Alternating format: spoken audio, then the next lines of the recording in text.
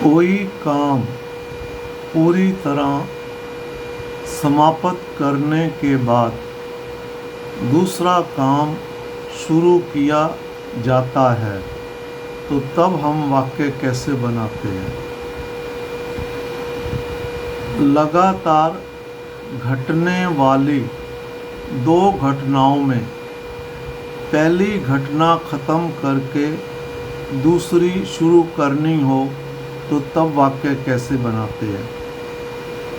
जब कोई व्यक्ति दो कार्य करता है और दूसरा कार्य पहले कार्य के समाप्त होने पर होता है, मतलब हम एक कार्य को ख़त्म करके जब हम दूसरा कार्य शुरू करते हैं तो इस प्रकार के वाक्य कैसे बनाए जाते हैं?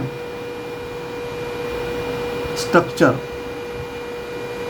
पहले वाले वाक्य में हैविंग प्लस V3 का है वर्ब की थर्ड फॉर्म। फिर दूसरे वाले वाक्य सब्जेक्ट और वाक्य के अनुसार दूसरा वाक्य बनाया जाता है। वो कोई भी वाक्य हो सकता है, प्रेजेंट इंडेफिनिट हो सकता है, पास्ट इंडेफिनिट हो सकता है, फ्यूचर परफेक्ट हो सकता है, प्रेजेंट परफेक्ट टेंस हो सकता है। दूसरा वाक्य जो जिस प्रकार का वाक्य आता है बनाया जाता है, लेकिन पहला काम करके जो बनता है पहले वाला वाक्य वो हैविंग प्लस V3 बनाया जाता है। भाई ये काम करके मैं ये कर रहा हूँ, हैविंग प्लस V3 कोई कार्य करके दूसरा कार्य करने जा रहा हूँ या दूसरा कार्य कर रहा हूँ। भाई एक कार्य समाप्त करके दूसरा कार्य कर रहा हूँ। तो इस प्रकार के वाक्य कैसे बनाए जाते हैं? और एग्जाम्पल,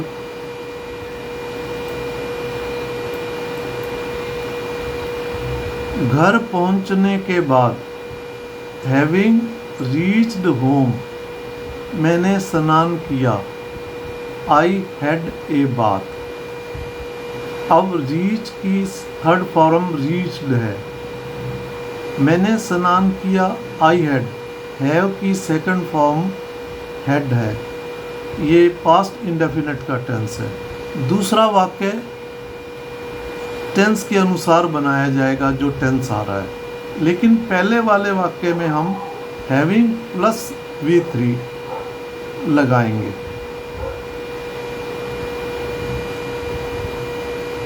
रीच के साथ प्रेपोजिशन का प्रयोग नहीं किया जाता, ये ध्यान रहे। रीच के साथ कभी भी प्रेपोजिशन मत लगाना। घर पहुंचने के बाद मैंने पेट भर खाना खाया, having reached home I ate up to the neck. ये एक इडियम है, अप टू द नेक मतलब पेट भर खाना खाया। नहाने के बाद मैं पूजा करता हूँ, हैविंग टेकन ए बाथ एक काम हो गया। भाई मैं स्नान करने के बाद आई वर्शिप, दूसरा मैं पूजा करता हूँ। ये प्रेजेंट इंडेफिनिट का टेंस है। और हम इसको ऐसे भी बना सकते हैं, आई worship after taking a bath. अब आफ्टर एक प्रेपोजिशन है और प्रेपोजिशन अपने बाद नाउन ऑब्जेक्ट लेता है। तो अगर दूसरी वर्ब आ रही है आफ्टर टेकिंग ए बाथ मतलब बात करने स्नान करने के बाद मैं पूजा करता हूँ, तो प्रेपोजिशन के बाद हमेशा नाउन ही आएगा, अपना ऑब्जेक्ट जो लेगा। तो अगर दूसरी वर्ब आ रही है तो उसको नाउन कैसे बनाना है? वर्ब की फर्स्ट फॉर्म में ING लगा देंगे, वो जीरन बन जाएगा। और जीरन एक नाउन का काम भी करता है। अपना काम समाप्त करने के बाद मैं अपने घर के लिए निकल गया, having finished my work I left for my house.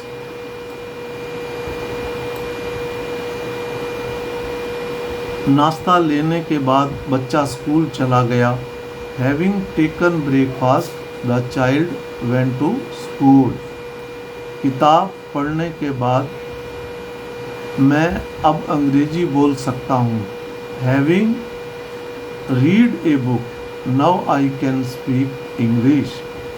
Now I can speak English after reading a book, ऐसे भी बना सकते हैं। उसे देखने के बाद मैं आश्चर्यचकित था। Having seen him I was surprised.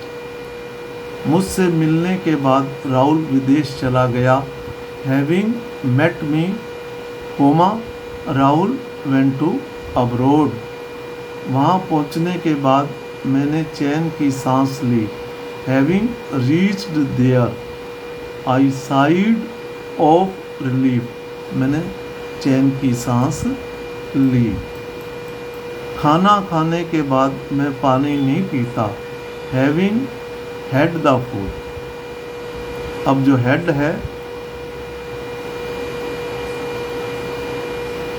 Head head third form भी हेड होती है, तो हैविंग के बाद थर्ड फॉर्म हेड आनी है, तो ये हेड सेकंड फॉर्म भी है और हेड थर्ड फॉर्म भी है। तो खाना खाने के बाद having had the food I do not drink water. बाद में पानी नहीं पीता। दुर्घटना देखने के बाद मैंने अपनी कार तुरंत रोक दी। Having seen an accident I stopped my car immediately, promptly, suddenly. तीनों ऑप्शन है हमारे पास। तुम बीटेक करने के बाद क्या करोगे? Having completed BTech what would you do? अब यहाँ हमने वुड का प्रयोग इसलिए किया है क्योंकि हमें श्योर नहीं है कि बीटेक के बाद क्या करना है। जब हमें श्योर नहीं होता है तो तब हम विल की जगह वुड का प्रयोग करते हैं।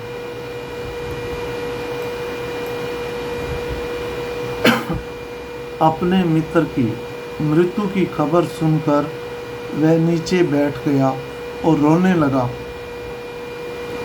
Having heard the news of his friend's death, he sat down and started weeping. Start के बाद हमेशा जीरण का प्रयोग किया जाता है, ये ध्यान रहे। जब भी स्टार्ट आए पहली वर्ब और उसके बाद दूसरी वर्ब आ रही है तो वर्ब की फर्स्ट फॉर्म में ing लगा के हम जीरण का ही प्रयोग करेंगे। मैच जीतने के बाद वह खुशी से उछला। Having won the match he jumped for Joy.